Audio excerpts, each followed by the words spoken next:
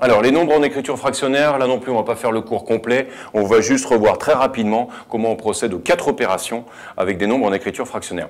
Addition et soustraction, c'est la même technique. Il faut, pour pouvoir additionner ou soustraire des nombres en écriture fractionnaire, qu'ils aient le même dénominateur. On va donc, l'expression dénominateur, on va donc réduire au même dénominateur. Alors, voici 2 exemples un peu différents. Admettons que vous ayez à faire 2 cinquièmes plus 1 neuvième.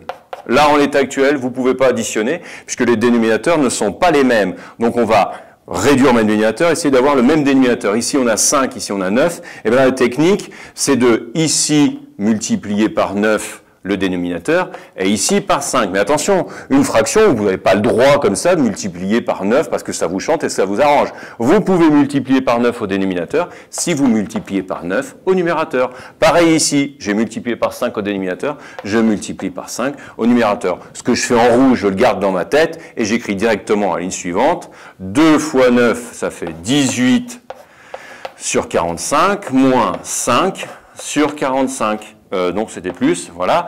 18 sur 45 plus 5 sur 45, ça fait 23 sur 45. Voilà comment on procède à une addition. Deuxième exemple, mais cette fois je vais prendre une soustraction, mais ce n'est pas parce que c'est une soustraction que l'exemple est intéressant. Je vais prendre maintenant 3 quatorzièmes moins 1 septième. Alors, si vous allez un peu vite, beaucoup d'élèves vont être tentés de multiplier 14 par 7, mais ça va être un petit peu laborieux, ça va vous faire des grands nombres, il faut être un petit peu astucieux dans ces cas-là. 14 est déjà 7 fois 2, et ici j'ai 7, il suffit donc de multiplier par 2 ce dénominateur, et donc ce numérateur, pour avoir le dénominateur commun. Ça va donc faire 3 sur 14, moins 2 sur 14, ça fait donc 1 quatorzième.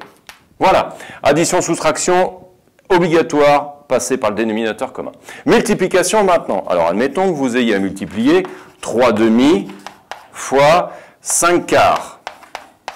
3 demi fois 5 quarts. La multiplication des nombres en écriture fractionnaire, c'est sans doute c'est l'opération presque la plus simple, puisqu'il suffit de multiplier les numérateurs entre eux et de multiplier les dénominateurs entre eux. Donc 3 demi fois 5 quarts, ça fait 3 fois 5, 15 sur 2 fois 4, 8. Je vais quand même prendre un autre exemple parce que celui-ci n'avait pas de simplification. 8 tiers fois 7 quarts. Alors, les élèves n'y pensent pas toujours, mais lorsqu'il y a une simplification à faire, il faut la faire. Dans votre tête, vous vous dites 8, c'est 2 fois 4. D'accord ? 8 est dans la table de 4 et j'ai un 4 au dénominateur. Donc en fait, les 4 vont se simplifier. Et donc là, ça va donner 2 fois 7, 14.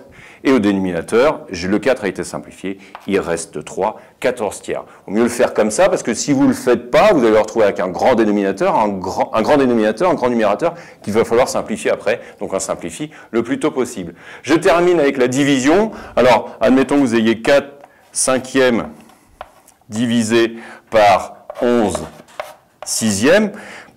Alors, comment procède-t-on lorsqu'on a une division? La règle est la suivante. Diviser par un nombre revient à multiplier par son inverse. Je le redis et je l'écris. Diviser par un nombre, donc je suis en train de diviser par 11 sixième, diviser par 11 sixième, ça revient à multiplier par son inverse. Et l'inverse de 11 sixième, c'est 6 onzième. Voilà. Et donc toute division se transforme dans un premier temps en une multiplication, et là il s'agit maintenant d'effectuer simplement la multiplication. 4 fois 6, pas de simplification ici, donc j'y vais directement. 4 fois 6, 24, 5 fois 11, 55. Voilà, donc on se souvient de ces, en fait, 3 techniques, addition et soustraction, réduction même dénominateur, multiplication, numérateur entre eux, dénominateur entre eux, tout en pensant à la simplification. Et pour la division, on se souvient, diviser par un nombre revient à multiplier par son inverse.